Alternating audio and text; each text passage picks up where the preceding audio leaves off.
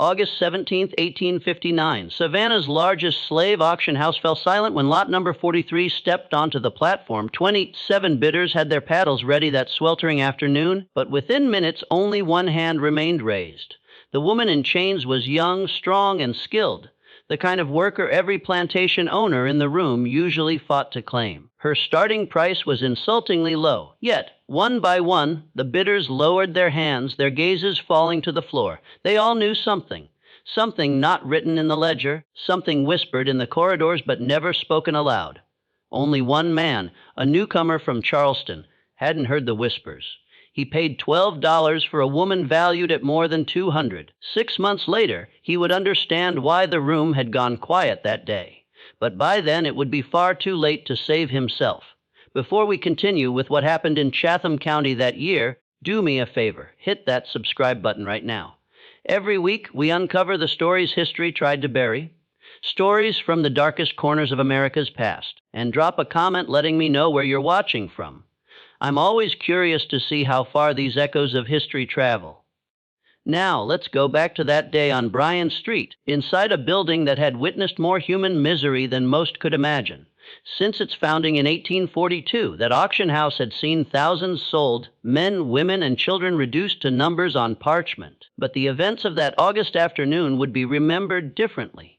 The air was thick with tobacco smoke, sweat, and fear. A fear that clung to the whitewashed walls like a stain that refused to fade. Yet there was something else that day, something unseen but deeply felt. A tension that made even hardened traders uneasy, as though they could sense that the ordinary rules of business no longer applied. Savannah in 1859 was a city of opulence built on suffering, its cobblestones slick with the profits of cotton and human bondage. The port moved millions of pounds of the white crop each year, while the plantations surrounding Chatham County competed viciously for the most productive hands. Into this world stepped Thomas Cornelius Prout, 34 years old and eager to stake his claim among Georgia's planter elite. He had arrived from Charleston just 3 weeks earlier. The son of a cotton speculator who had made a fortune and died suddenly, leaving Thomas with wealth but no wisdom. Eager to prove himself, he bought the old Waverly Plantation sight unseen. That purchase, and the $12 he spent that August afternoon, would mark the beginning of the story Savannah tried to forget. The property came cheap, the previous owner having died without heirs, and Thomas saw it as his opportunity to build a legacy. The Waverly estate stretched across 800 acres of prime cotton land along the Vernon River. The main house displayed columned grandeur despite needing repairs. 42 enslaved people came with the property, but Thomas's overseer, a lean man named Hutchkins, advised he would need at least 60 to work the land properly for the coming season. Hence his presence at the Broughton Street auction house that August morning, cash in hand and determination in his eyes. The auction began at 10:00. Thomas bid successfully on 3 young men and an experienced cook, spending nearly $5,000 by noon. During the lunch break, he overheard a conversation between 2 planters he recognized from a dinner party the previous week. "You staying for the afternoon session?" one asked. "No reason to. Already got what I came for. Besides, I know what's coming. Heard they're finally selling her. About time. Been sitting in the holding pens for 3 weeks. Nobody wants to buy. Still can't believe what happened at the Peaton place. 3 men dead inside of 2 months. 4 if you count old Peaton himself. Though Dr. Reeves said that was his heart. Mighty convenient timing. Thomas stepped back before they could notice him. His curiosity piqued when the auction resumed at 1:00. Several morning bidders had not returned. The first 3 afternoon lots sold quickly. Then came lot 43. The woman who stepped onto the platform moved with dignity that seemed impossible given her circumstances. She appeared to be in her early 30s, skin the color of polished walnut, features sharp and defined. But it was her eyes that struck Thomas most. Dark, almost black, possessing a quality of stillness that belonged to someone who had stopped hoping and found a different kind of strength in that hopelessness. Lot 43. The auctioneer announced without enthusiasm, female, approximately 32 years of age, name of Celia, experienced in household duties, particularly cooking and medical assistance, has served as midwife and herb doctor, literate in English, no known physical defects, starting bid of 10. Thomas waited for raised paddles. Instead, silence. The 10 was insultingly low for a woman with medical skills.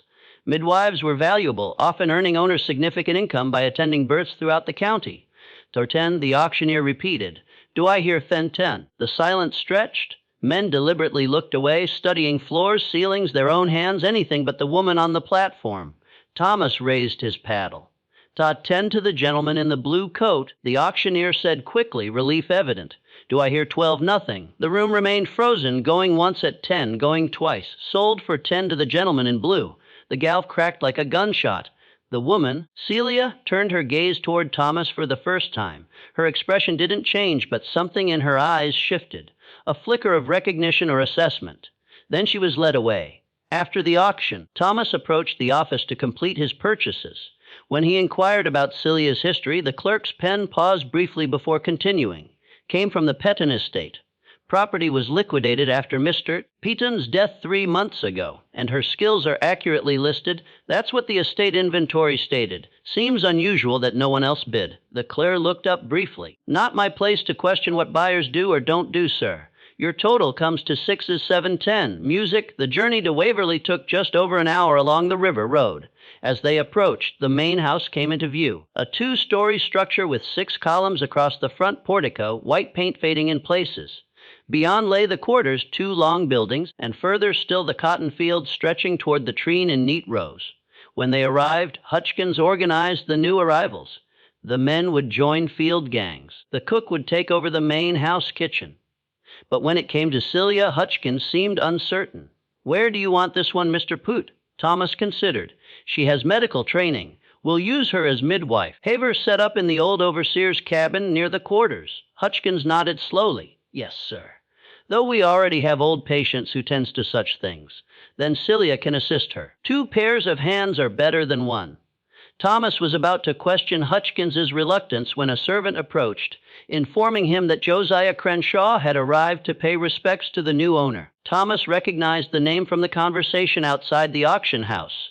Crenshaw waited on the front portico, a heavy-set man in his late 50s dressed in casual elegance. After exchanging pleasantries over bourbon, Crenshaw shifted the conversation. "I noticed you made some purchases today. Good selections, though I sense you didn't hear all the talk about one particular acquisition." Thomas met his gaze. "You're referring to Celia for 10. Did you wonder why no one else bid?" "The thought crossed my mind." Crenshaw set his glass down carefully. "That woman came from the Peaton estate. Dr. Harold Peaton died 3 months ago, healthy until he wasn't. His nephew inherited and immediately sold everything, couldn't get away fast enough." He paused. Pitton's death wouldn't have raised eyebrows by itself. But it was what came before, and what came before. His overseer, a man named Kelly, dead from brain fever after 2 weeks of raving. Before that, Peaton's driver, Marcus, found dead in the stables with a broken neck. They said kicked by a horse. But Marcus knew horses better than anyone. And before that, Peaton's physician, Dr. Simon Vance, dead from apparent influenza complications. Thomas absorbed this. "You're suggesting these deaths are connected. 4 men associated with the Peaton household died within 2 months, and the only common thread was that woman. She prepared medicines, tonics, teas, had access to the main house, the kitchen, the sick rooms." Crenshaw leaned forward, and she had reason. "What reason?" "About 6 months ago, Celia's daughter took ill. Pneumonia, they thought.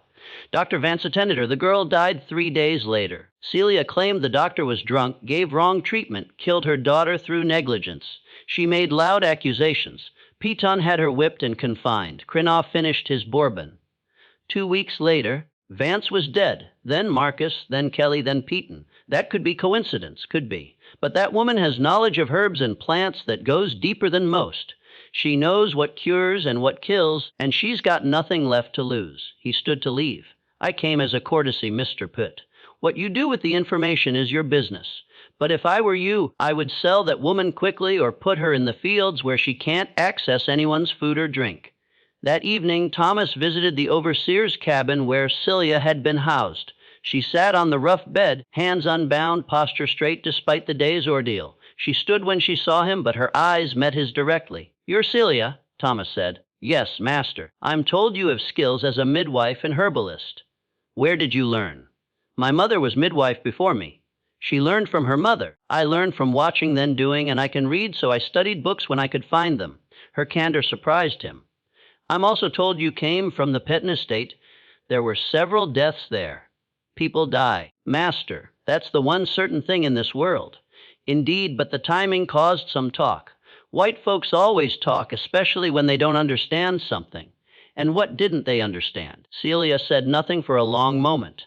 Then they didn't understand that debts come due. One way or another, everything balances in the end. The statement could have been philosophical or threatening. Thomas decided to be direct. Did you kill them? She smiled slightly without warmth.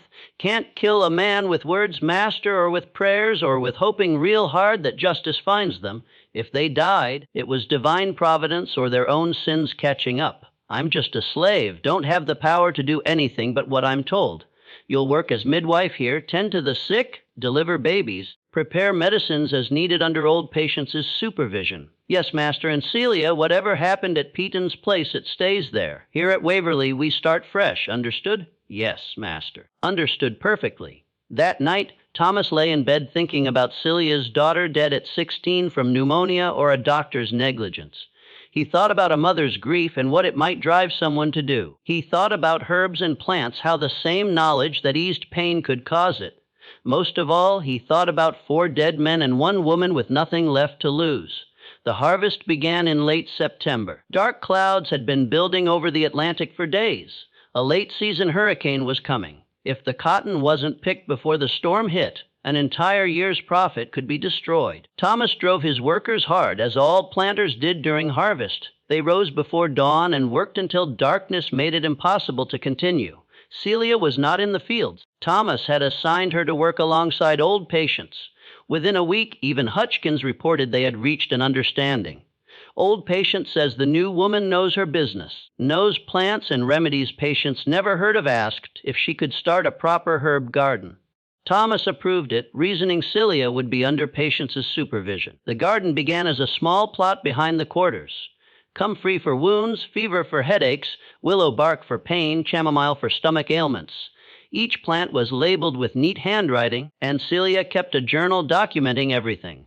October brought the hurricane everyone expected. It struck on the 12th.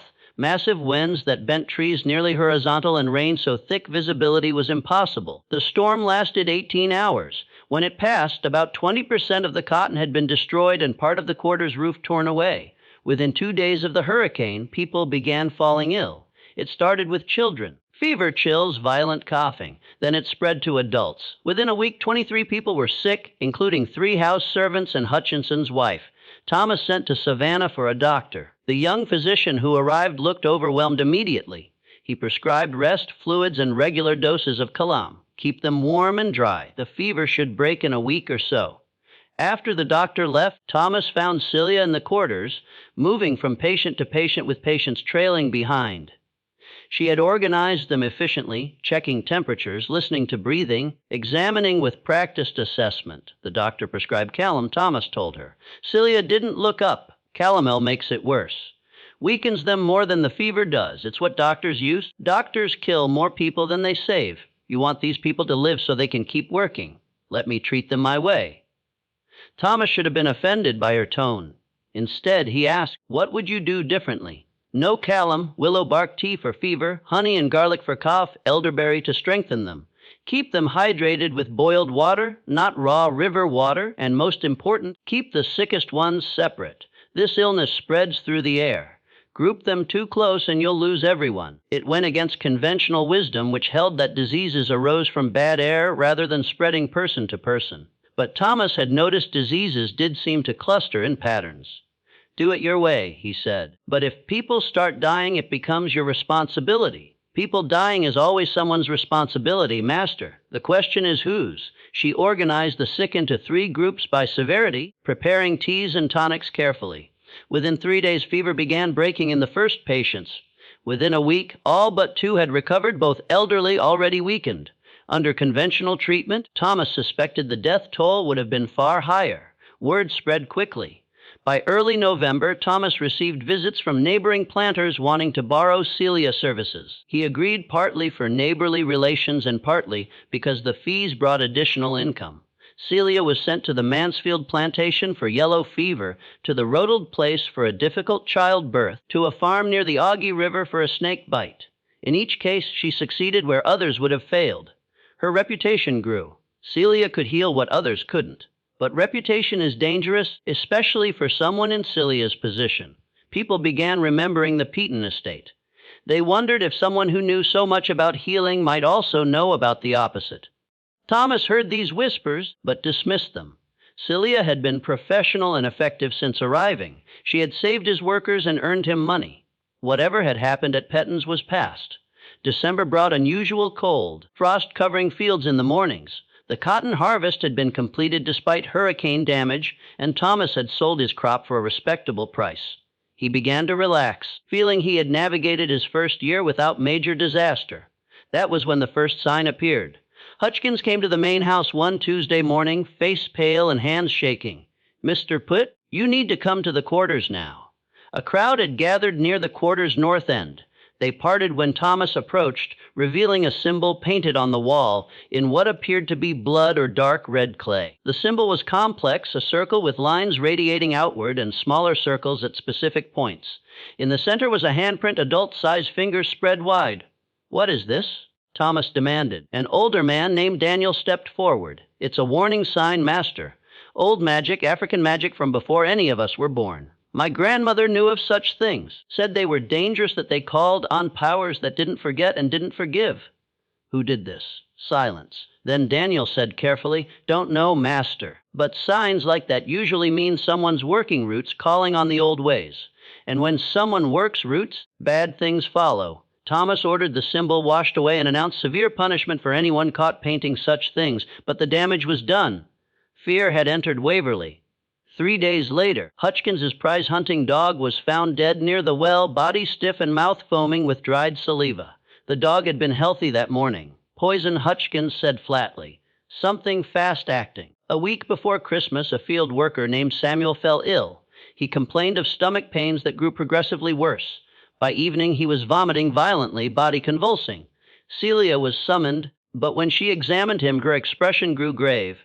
"This isn't natural illness. He's been poisoned." Thomas felt his stomach drop. "Poisoned?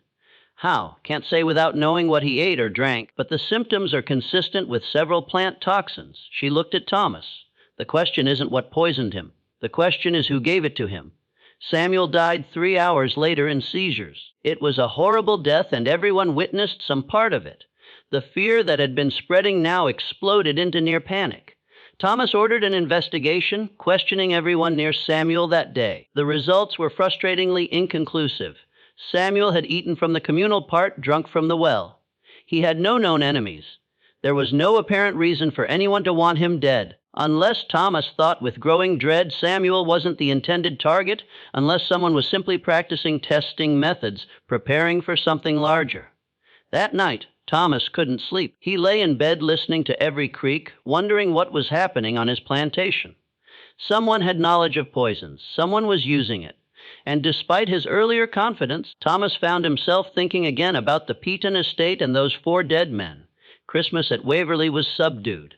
Thomas had planned to give the enslaved workers 3 days off with extra rations, but Samuel's death had cast a pall over everything. People accepted their gifts with muted thanks, avoiding eye contact, eager to return to the quarters where they felt safer in numbers. On Christmas evening, Thomas heard a commotion from the quarters. He grabbed his pistol and ran outside into the cold December night. A crowd had gathered near the well, faces illuminated by torches. At the center, 2 men restrained a young woman named Ruth. She was fighting them, screaming words that didn't quite make sense, eyes wide and unfocused. "What's happening?" Thomas demanded. Hutchkins pushed through the crowd. "She tried to throw herself down the well, sir." Daniel and Joseph caught her just in time. Ruth was perhaps 19, a house servant who worked in the laundry. Thomas had never known her to cause trouble. "Ruth, what were you doing?" She stopped struggling and turned toward him. In torchlight, her face looked gaunt, almost skeletal. "They're coming for me. I can hear them. They're in my head, telling me what I did, showing me what's going to happen. I can't make them stop. The only way to make them stop is to..." She lunged toward the well again, but the men holding her were ready.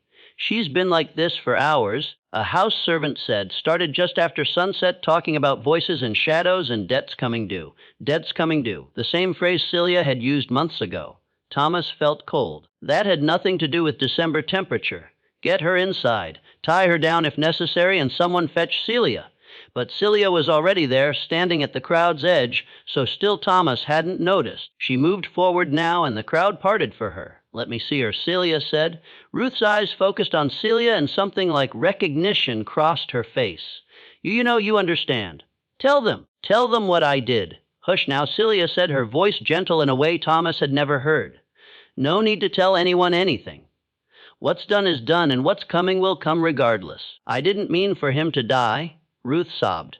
"I was just so angry. He had no right to touch me like that. I just wanted him to hurt like he made me hurt.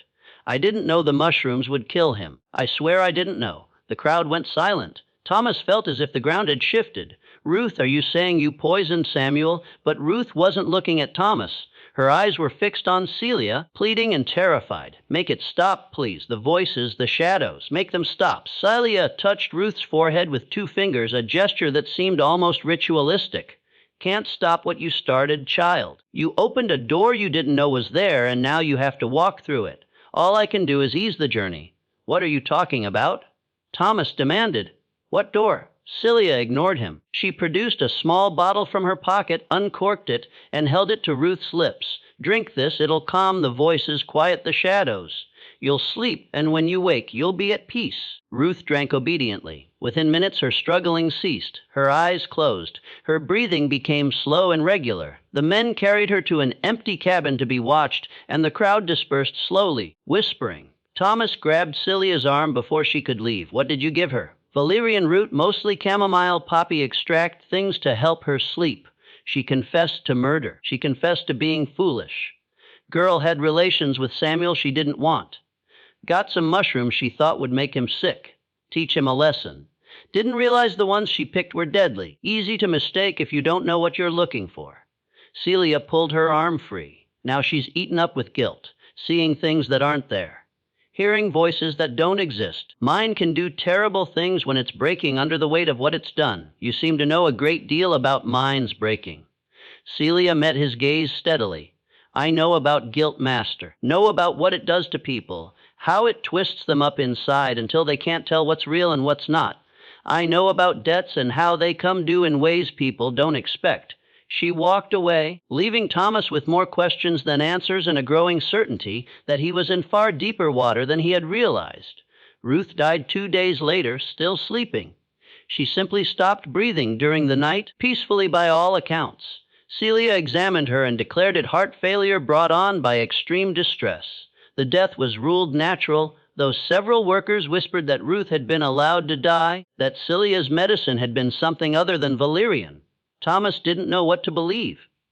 Ruth had confessed to Samuel's murder, which should have brought clarity, but instead it had only deepened the mystery. How had an ignorant girl known which mushrooms to use? Where had she learned about plant toxins? The answer came slowly as Thomas observed Celia more carefully. She wasn't just a healer. She was something older and more complex. A keeper of knowledge that predated American slavery, carried across the ocean in the memories of stolen people. She knew herbs not just from books, but from generations of accumulated wisdom passed mother to daughter in secret. And she was teaching others. Thomas began to notice patterns. Women who had been sick would spend time with Celia and emerge different, more confident, more knowing. Ruth had been one of those women. January brought bitter cold and an ice storm that coated everything in crystal. The plantation operations slowed to a crawl. During this forced confinement, Thomas finally took action he should have taken months earlier. He broke into Celia's cabin while she was away treating Hutchkin's wife. The cabin was meticulously organized. Dried herbs hung from ceiling beams. Each bundle labeled. Bottles and jars lined shelves. A worked-held mortar pestle, measuring spoons, a small scale. But there was more. Hidden beneath the bed, Thomas found a wooden box wrapped in cloth. Inside were notebooks, pages covered with Celia's writing, medical notes mostly, but interspersed were other entries written in a different tone. Thomas read one dated October 15th, 23 sick, 21 saved. "The power to heal is the power to choose who lives. They don't understand this. They think my knowledge belongs to them because they own my body. But knowledge can't be owned. It can only be shared or withheld. I share it with those who deserve it. I withhold it from those who don't. This is the only power I have, and I wield it carefully. Every life saved is a debt in my favor. Every death prevented is a weight on the scales. When the scales balance, justice will be served. Thomas's hands shook as he turned pages, finding more entries in the same vein. Celia was keeping a ledger of moral debts. She was deciding who was worthy of healing and who was not. Another entry dated December 20th. The girl came to me in tears, told me what the man did to her, told me she wanted him to hurt. I gave her knowledge as I give all who ask and deserve. Not my place to judge what she does with it. She makes her own choices, faces her own consequences. But I also gave her something else, guilt. Planted it deep with careful words. Guilt is slower than poison, but just as deadly. It eats from the inside, destroys the spirit before the body fails. She will not live long. This is mercy, though she doesn't know it yet. Thomas closed the notebook carefully, his mind racing. Celia hadn't directly poisoned Samuel, but she had taught Ruth how, knowing what the girl intended. Then she had driven Ruth to madness and death through psychological manipulation masked as spiritual counsel. He continued searching and found wrapped in oilcloth at the box's bottom a single sheet of yellowed paper covered with different handwriting. My daughter, if you are reading this, I am gone and you carry our knowledge alone. Remember what I taught you. The plants are neither good nor evil. They simply are. We choose how to use them. Use them to heal when the scales are balanced. Use them to harm when justice demands it. But always keep the ledger. Every life saved, every death allowed, every choice made must be recorded and remembered. This is our power and our burden. We are not slaves, though they call us such. We are keepers of the old knowledge, and that knowledge makes us free in ways they cannot understand or take from us. It was signed Phoebe and dated March 1838. Celia's mother, the woman who had taught her daughter not just healing, but a philosophy of selective mercy and calculated revenge. Thomas heard footsteps outside and barely had time to replace everything before Celia entered. She stopped in the doorway, eyes moving from Thomas to the bed to the hidden box. She knew, "Your wife is asking for you, master." Celia said quietly, "You should go to her now?" "I don't have a wife, don't you?" "Then perhaps I misspoke. Hutchins's wife. I meant she's asking for him, wants to see him before the end. The end that comes for us all, master. Some sooner, some later, but it always comes." She stepped into the cabin, closing the door. "You've been in my things." There was no point denying it. "I have found what you were looking for. I found notebooks, records, a letter from your mother. I know what you've been doing." Celia sat on the bed, moving with wariness. When she spoke, her voice was soft but clear. "My daughter's name was Sarah. She was 17 when she got the pneumonia. Strong girl, smart, beautiful. Could have been anything if she'd been born free." She looked at Thomas, tears in her eyes for the first time. "Dr. Vance came to see her. He was drunk. I could smell it, see it in his eyes, but he was white and educated, and I was just a slave woman, so my opinion meant nothing. He gave her callum and ordered bloodletting. I told him it was wrong. He had me whipped for contradicting him." Her hands clenched into fists. "I watched my daughter die slowly over 3 days, watched the calomel poison her, watched the bloodletting drain what little strength she had. She died in agony calling for me, and I couldn't help because they had tied me up in the barn to teach me respect for white medicine." "I'm sorry," Thomas said and meant it. "Sorry doesn't balance the scales, master. Sorry doesn't bring her back or punish the man who killed her through negligence and pride. So I did what I had to do. Dr. Vance died from what looked like influenza complications, but it wasn't influenza. It was foxglove, carefully administered over weeks in doses small enough to mimic heart problems. Marcus died because he helped hold me down for the whipping. Kelly died because he laughed while they beat me. And Peyton died because he owned us all, because he created the system that let my daughter die while I watched helplessly." She stood facing Thomas directly. "I'm not sorry for any of it. They deserved what they got. And if that makes me a murderer in your eyes, then so be it. But I'm also the woman who saved 21 people during the outbreak. I'm the woman who's delivered 37 babies in the past year, losing only 2. The scales balance, master. That's all I'm trying to do. Balance the scales." Thomas felt trapped between horror and something like admiration. What Celia had done was murder, cold and calculated, but she had also saved countless lives. Was she a monster or a healer? Could she be both? What about Ruth? Ruth came to me for help.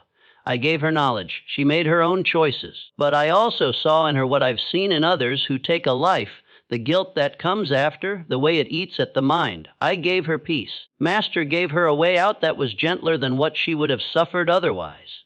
And Hutchins's wife Celia's expression was neutral. Everyone dies eventually, Master. The question is when and how and whether they deserve their fate. She paused. Hutchkins was overseer at Petton's place before he came here. He supervised my whipping, held the rope himself. You didn't know that, did you? Thomas felt his stomach drop. No, he's not a bad man, just following orders. But my daughter died while I hung in that barn, and he's part of that chain. So yes, his wife is going to die. Not quickly, not obviously, but inevitably. Call it murder if you want. I call it justice. The cabin seemed darker, though the candle burned as brightly. Thomas realized he stood at a crossroads. He could report what he knew, try to have Celia arrested, but he had no proof beyond notebooks that could be interpreted as philosophical musings. And if he moved against her, who would care for Waverley's sick? What happens now? Thomas asked. That depends on you, Master. You can try to stop me, but you won't succeed. Too many people depend on me. Trust me. Move against me and you'll have a rebellion. Or you can look the other way. Let the scales balance themselves and benefit from my skills. Your workers will be healthier, your profits higher. All it costs is your conscience and the lives of a few men who probably deserve what they get. And if one of those men is me, Celia tilted her head, considering, are you guilty of anything, Master? Have you harmed someone who didn't deserve it? Killed someone through negligence or cruelty? Because if you haven't, you have nothing to fear from me. I don't punish the innocent. I only balance the scales. Thomas thought about his treatment of the people he owned. By slave-holding society standards, he was decent, but he was still a master, still participating in a system built on human bondage. In Celia's eyes, did that make him guilty? The Waverley plantation came to you from the previous owner, Celia said softly. Did you ever wonder how he died? Thomas's mouth went dry. Natural causes. That's what I was told. He did. Heart failure from years of hard living. I had nothing to do with it. I wasn't here yet, but when Peaton's estate was liquidated, I knew where I would end up. Word travels among slaves faster than among masters. I knew Waverley was being sold to a new owner from Charleston. I knew you were young, inexperienced, ambitious. I knew you would need a skilled healer. She moved closer. So I made sure no one else bid on me. Told the other slaves what happened at Petton's. Let them spread the word to their masters. Made myself seem dangerous, cursed, bad luck. Also, that you who didn't know any better would buy me cheap and bring me here where I could work, heal, teach, and yes, occasionally dispense justice that white courts won't provide. You manipulated me from the beginning. I used the tools available to me, just like you use whips and chains and bills of sale to control us. We each have our weapons, Master. Mine are just less obvious. Thomas realized he was trembling, whether from anger or fear he couldn't say. I could sell you, send you south, away from everyone you know. You could try, but who would buy me now? Everyone from here to Mobile has heard the stories. And if you sold me, who would care for your sick? Who would deliver your babies? How many people would die before you found someone half as skilled? She smiled without warmth. I've made myself necessary, Master. That's the real power, not the ability to kill, but the ability to save. People forgive almost anything from someone who can save lives. The truth struck Thomas like a physical blow. Celia had made herself indispensable, and in doing so secured a kind of freedom no legal document could provide. She couldn't be sold because she was too valuable. She couldn't be punished because too many people depended on her. So what do you want from me? Thomas asked finally. Nothing you aren't already giving me. Freedom to practice my healing, access to herbs and plants, respect for my knowledge, and one more thing. Look the other way when the scales need balancing. Don't ask questions you don't want answers to.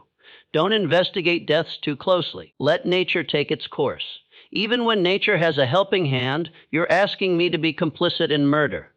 I'm asking you to be complicit in justice. There's a difference, though I don't expect you to see it. But think on this. How many slaves die every year from the cruelties of this system? How many are whipped to death, worked to death, bred like animals, sold away from families? And how many masters ever face punishment? The law protects you natus. So we make our own justice in the only ways available to us. Thomas had no answer. The moral foundation he had built his life on was cracking, revealing contradictions he had never wanted to examine. He was a slave owner who considered himself humane, a participant in an inherently inhumane system. Get out, he said quietly. Leave me alone. Celia nodded and moved toward the door. But before she left, she turned back. Hutchkins's wife will die within a week. After that, Hutchkins will be different, quieter, less efficient. He'll start drinking. The guilt of failing to save her will eat at him. You'll need a new overseer within a year. I'd suggest promoting Daniel. He's smart, fair, and the workers respect him. How do you know all that? Because I've seen it before. Grief follows predictable patterns, especially when mixed with guilt. Hutchkins knows deep down that he's done bad things in his life. His wife's death will make him confront that, and he won't survive the confrontation. She left then, closing the door softly. Thomas stood alone in the cabin for a long time, surrounded by jars of dried herbs and bottles of tinctures, feeling as if he had just touched something ancient and dangerous that he would never fully understand. That conversation in early January marked a turning point. Thomas didn't report what he had learned, didn't try to sell Celia or restrict her movements. He told himself he was being practical, making the best of an impossible situation. But late at night, alone in the master's chamber, he knew the truth. He was afraid. Afraid of what Celia might do if he moved against her. Afraid of losing the only competent medical care his plantation had. And perhaps most disturbing, afraid that her philosophy of balanced scales might contain more truth than he wanted to acknowledge. Hutchkins's wife died on January 9th, exactly as Celia had predicted. The woman simply faded away over the course of a week, growing weaker each day until her breathing stopped one cold morning just before dawn. Hutchkins was devastated. He had sat vigil by her bedside for 3 days straight, watching helplessly as she slipped away despite Celia's attentions. Or perhaps Thomas thought darkly because of them. The change in Hutchkins was immediate and profound. The lean, efficient overseer who had managed Waverly with iron discipline became a hollow shell. He still performed his duties, but mechanically, without the sharp attention to detail that had made him valuable. He began drinking heavily, starting with a glass of whiskey at noon and continuing throughout the afternoon until he was barely coherent by evening. Thomas tried to address it several times, but Hutchkins would just stare at him with red-rimmed eyes and say, "She shouldn't have died, Mr. Poot. She was only 43, strong as an ox until she wasn't." Doesn't make sense. None of it makes sense. By February, Hutchkins was useless as an overseer. Thomas had no choice but to promote Daniel just as Celia had suggested. Daniel accepted the promotion with quiet dignity and proved surprisingly effective at managing the other workers. He was firm but fair, respected rather than feared, and production actually increased under his supervision. Celia's influence continued to grow. Women from neighboring plantations began appearing at Waverly, sometimes with their master's knowledge, sometimes without, seeking Celia's advice on matters ranging from difficult pregnancies to mysterious ailments that white doctors couldn't cure. Thomas found himself in the peculiar position of running what amounted to a medical practice, with Celia as the primary practitioner and himself merely the owner of the facility. The fees from these consultations were substantial. By March, Celia's medical work had brought in nearly $800, more than some field hands generated in an entire year. Thomas kept careful records, depositing the money in his account at the Planters Bank of Savannah, telling himself he was simply managing his plantation's resources efficiently. But he knew better. Every dollar earned from Celia's healing tied him more tightly to her, made her more indispensable, more protected. He was becoming complicit, not through action, but through acceptance, through the slow erosion of principles in favor of profit. In late March, something happened that forced Thomas to confront just how far he had fallen into Celia's web. A man arrived at Waverly one afternoon riding an expensive horse and dressed in the fine clothes of Charleston's merchant class. His name was Robert Pitton, and he was the nephew of the late Dr. Harold Peaton, the man who had owned Celia before Thomas. Thomas received him in the main house parlor, offering bourbon and the careful courtesy that Southern hospitality demanded. But Peaton waved away the drink and got straight to his purpose. "Mr. Prude, I understand you purchased a woman named Celia at auction last August. I want to buy her from you." Thomas felt his stomach tighten. "Celia is not for sale. She's a valuable worker essential to my plantation's operations. I'll pay 5 times what you paid. 60 is still no." Peaton leaned forward, his expression hardening. "Let me be direct. That woman murdered my uncle and 3 other men. I have no proof that would stand up in court, but I know it as surely as I know my own name. She's dangerous, Mr. Put. Every day you keep her here, you're putting yourself and everyone on this plantation at risk. Those are serious accusations without evidence." "Evidence," Peaton laughed bitterly. "My uncle died 3 months after that woman's daughter passed. His overseer, his driver, his personal physician, all dead within weeks of each other. You call that coincidence? I call it unfortunate timing. People die, Mr. Petton. It's the nature of life. Don't patronize me. I've done my research. I know about the outbreak here last October, how 23 people fell ill and she saved most of them. I know about the field hand who died of poisoning in December. I know about a girl named Ruth who threw herself down a well or tried to right before Christmas. And I know Hutchkins's wife just died last month. Petton's voice dropped. See a pattern yet? Thomas felt cold spreading through his chest. When laid out like that, the deaths did form a pattern, but he kept his voice steady. Celia saved 21 people during that outbreak. She's delivered dozens of healthy babies. She's the best medical practitioner in Chatham County. And I'm not selling her to satisfy your vendetta against someone you blame for your uncle's death. You're a fool. Petton stood abruptly. My uncle was a fool, too. He thought he could control her, could use her skills while ignoring the danger. He's dead now. His overseer is dead. Everyone close to him is dead. How long do you think before she decides you're next on her list? I appreciate your concern, but my answer is final. Celia stays at Waverly. Petton stared at him for a long moment, then shook his head slowly. When you end up like my uncle, don't say you weren't warned. That woman is a plague, Mr. Poot.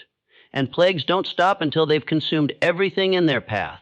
After Petton left, Thomas stood on the portico, watching the man ride away. His hands were shaking, not from anger, but from the creeping realization that Petton was right. Thomas was in danger. He had known it since finding Celia's journals, since understanding what she was capable of. But hearing it confirmed by someone else made it real, in a way it hadn't been before. That evening, Thomas did something he had been avoiding for months. He went through his plantation records systematically, documenting every death and illness since Celia's arrival. The pattern Petton had mentioned became even clearer when written down. Samuel dead from poisoning in December, but Celia had been treating him days before for a minor injury.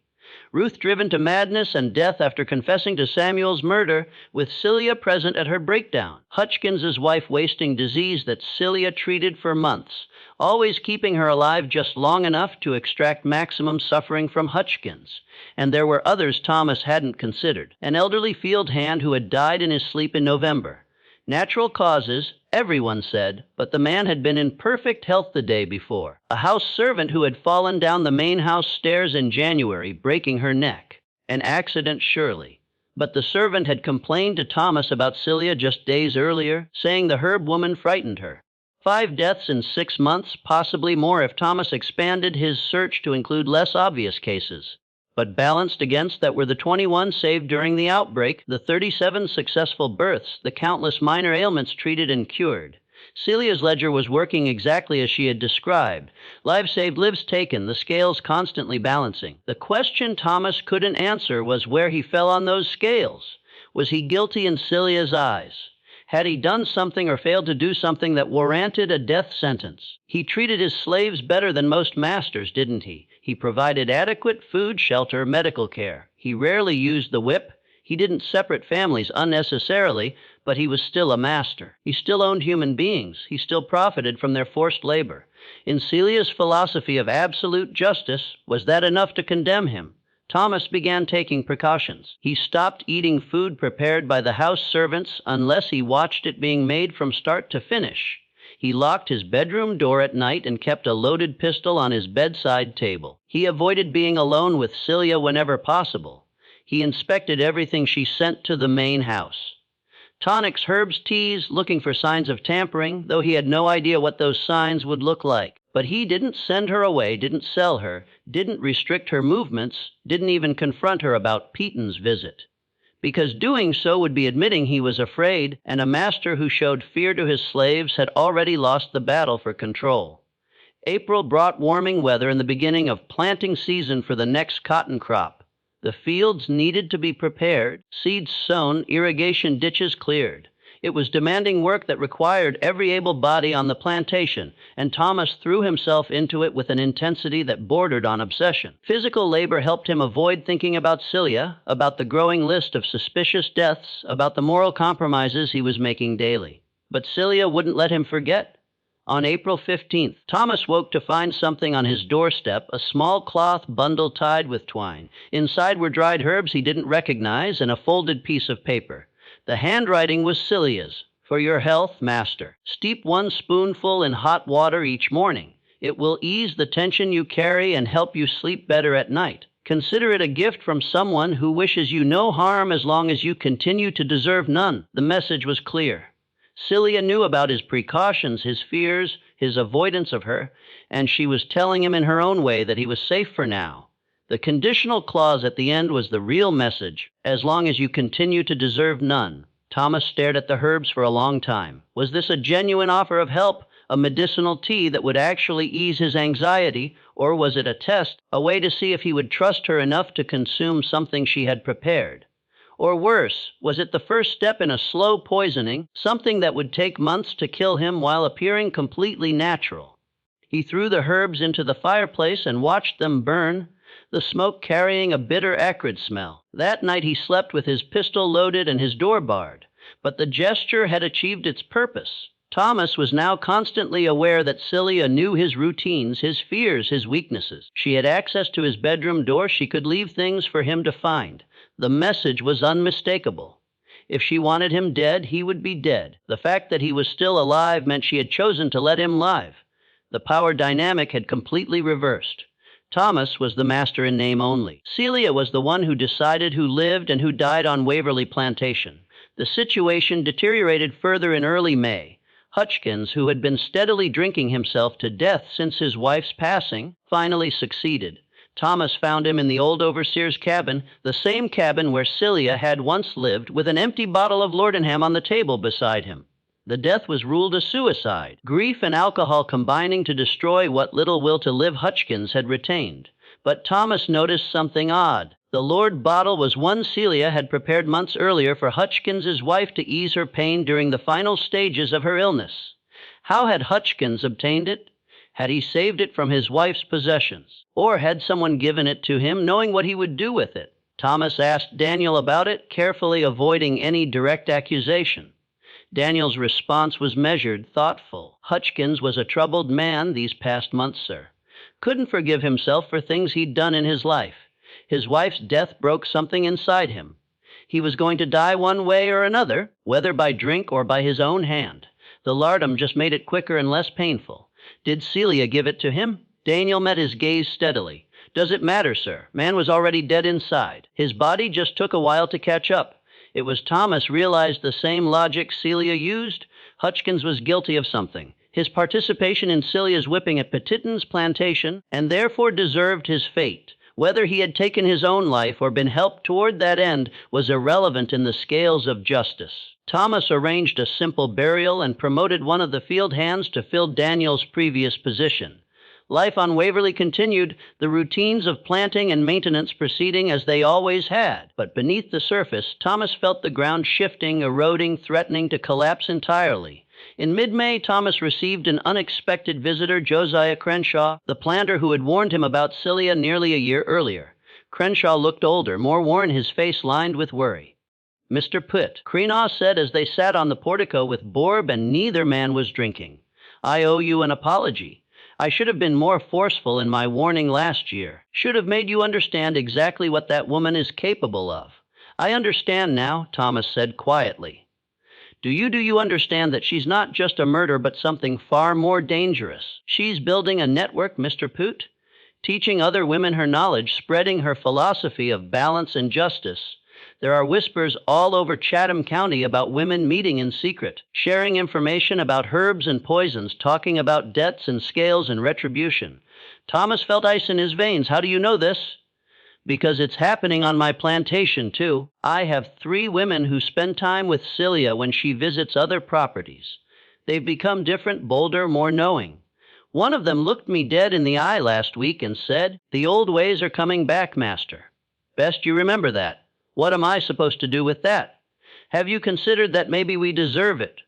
The words were out before Thomas could stop them. "The old ways Celia talks about, the balance she's trying to achieve. Maybe it's justice we've been avoiding for generations." Crenshaw stared at him in disbelief. "She's gotten to you?"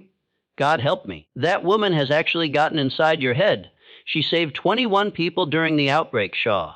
She's delivered dozens of healthy babies. She's healed the sick when white doctors failed. Yes, people have died around her, but more have lived, Isn't that the definition of a net positive? A net positive, Crenshaw stood abruptly. Listen to yourself. You're rationalizing murder because the murderer is also useful. That's not justice, Mr. Poot. That's moral bankruptcy.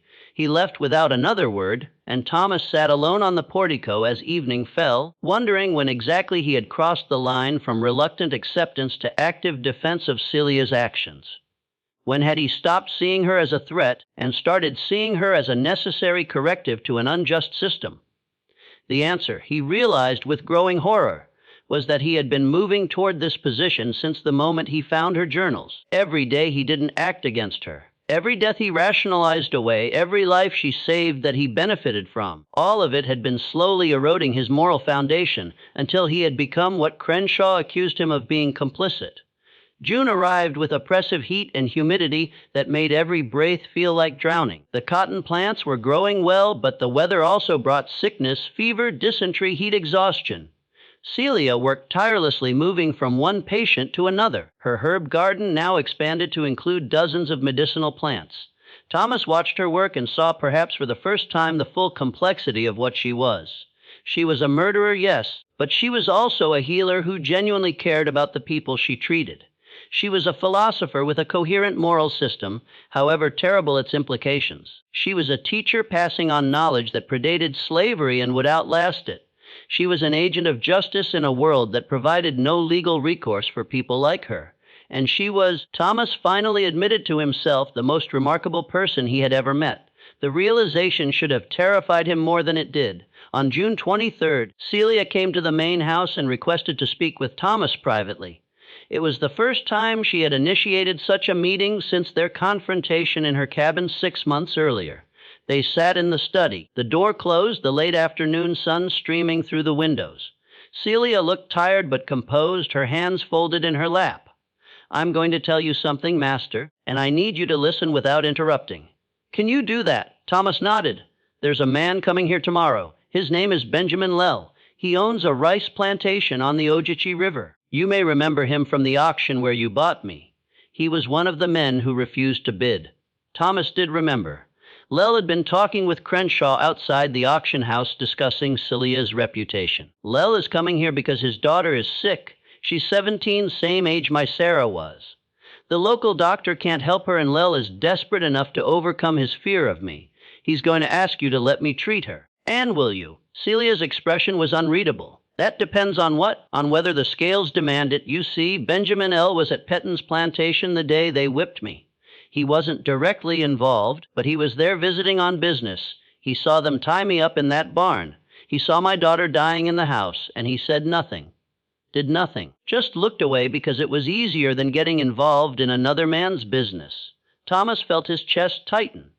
"So, you're going to let his daughter die. I'm going to make him understand what it means to watch your child suffer, while someone who could help chooses not to. I'm going to make him feel what I felt in that barn knowing Sarah was dying and I couldn't reach her." Celia's voice remained calm, almost gentle. "And then after he's felt that pain, after he's begged and pleaded and promised anything, if only I'll save her, then I'll decide. Maybe I'll heal her, maybe I won't. The scales will tell me which is right. That's monstrous.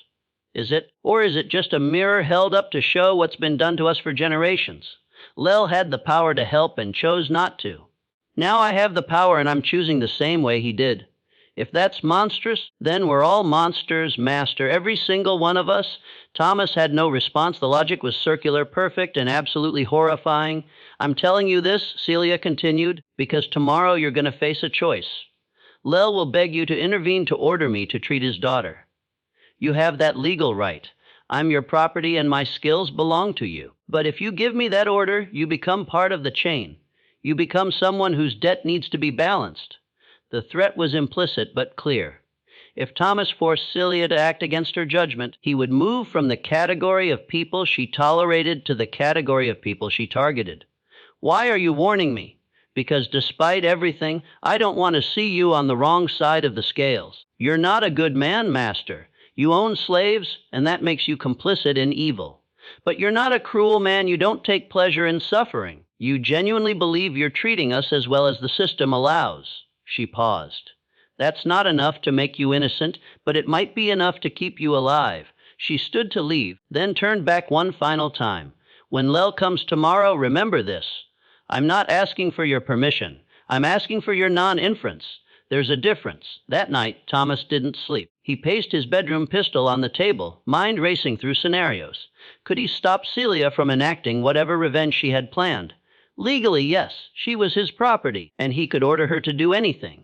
Practically, no. She had made herself indispensable, and moving against her would destabilize the entire plantation. More fundamentally, did he want to stop her? Lel had stood by while Celia's daughter died. In any just universe, shouldn't he face consequences for that moral failure?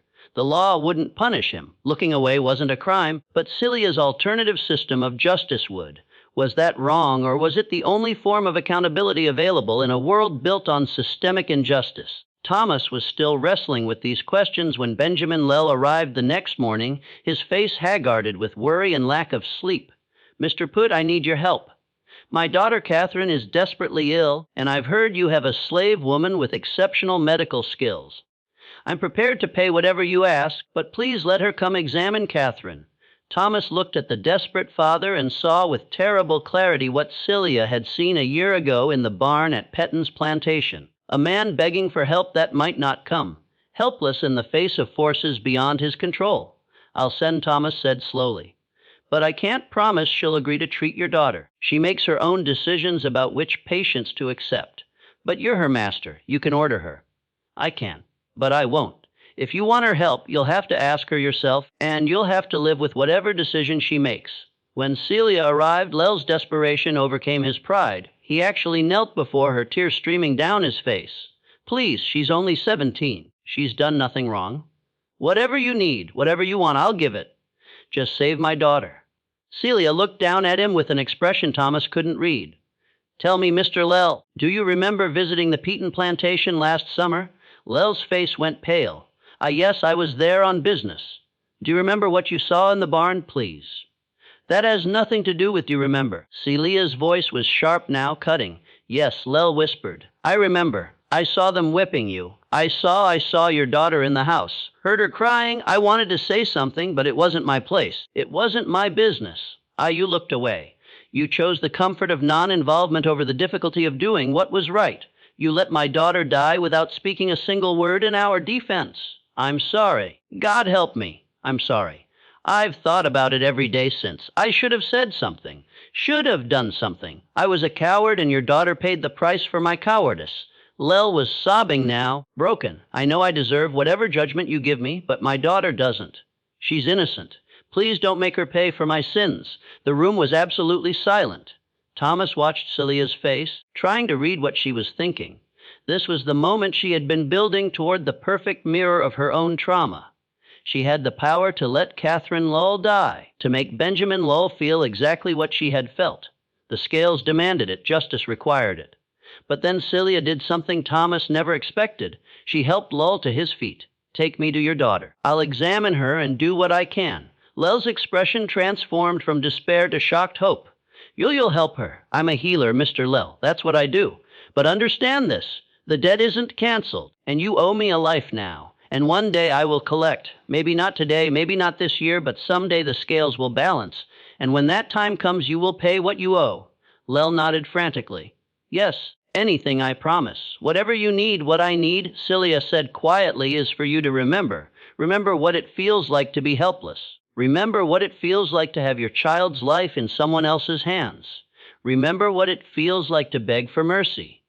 And the next time you see someone else in that position, don't look away. That's the payment I'm asking for. Not money, not favors, just the willingness to do what's right, even when it's uncomfortable."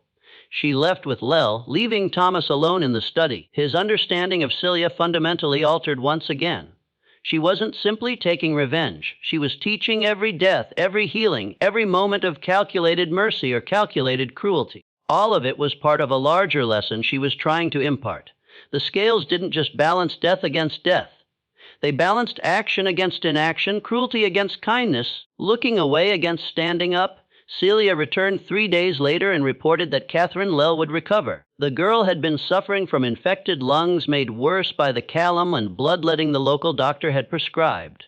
Celia had stopped the harmful treatments, cleaned out the infection with herbs and steam inhalation, and strengthened the girl's constitution with proper nutrition. Will Lel keep his promise? Thomas asked. He will, because he understands now what I was trying to teach him. Fear can change behavior, but understanding changes the heart. Lel will be a different man from now on. Better than he was. That's worth more than his death would have been. You could have let her die. The scales demanded it. The scales demanded something, yes, but I chose what that something would be. That's the power I have, Master, not just to take life, but to shape it, to turn someone's worst moment into an opportunity for them to become better. She paused. That's what my mother taught me. The old knowledge isn't just about poison and healing. It's about understanding human nature deeply enough to change it. Summer progressed. The cotton grew tall in the fields, and life at Waverly continued its rhythms. But everything had changed. Thomas saw it in the way the enslaved workers carried themselves with more confidence, more dignity. He saw it in the way white planters approached Celia now with respect that bordered on fear. He saw it in himself, in the way he had stopped thinking of himself as a master and started thinking of himself as merely the legal owner of property he no longer truly controlled. The Civil War was coming. Everyone could feel it, the tension building between North and South like pressure before a storm. South Carolina would secede, other states would follow, and the entire system that Waverly and plantations like it depended on would collapse. Thomas found himself oddly at peace with that prospect. He had seen an alternative system in action through Celia, one based on knowledge, skill, and moral authority rather than legal ownership and physical force. When slavery ended, and it would end, Celia and people like her would thrive, because their power came from what they knew and what they could do, not from chains and bills of sale. In early September, as the cotton approached harvest time again, Thomas called Celia to his study one final time. "I've decided to manumit you," he said without preamble. "I'm going to file paperwork giving you your freedom." Celia's expression didn't change. "Why?" "Because you're already free. You have been since the day I bought you. Maybe before that. The paperwork will just make it official. And what do you expect in return? Nothing. Stay at Waverly. Leave. Do whatever you want. I'm not placing conditions on this. There are always conditions, Master. Not this time. Consider it my attempt to balance my own scales. I participated in an evil system, profited from it, failed to oppose it when I should have. I can't undo that, but I can at least free one person who should never have been enslaved in the first place." Celia was silent for a long moment, studying him. Then, slowly, she smiled, and this time the warmth was real. "You've learned something, Master," she said softly. "Not everything I tried to teach you, but enough to survive what's coming." Thomas frowned. "What is coming?" Celia's gaze drifted toward the window where the fading light fell across the fields. "War. Revolution. The end of everything you think you own, but you'll survive it because you finally understand what power truly is. It's not about ownership, it's about knowledge, skill, and the bonds you build with those who have reason to keep you alive instead of letting you die." She rose, gathering her shawl. "I'll stay here at Waverly for now. These people need me. My work isn't finished. But I'll stay as a free woman, not as your property. Let's see how that changes things."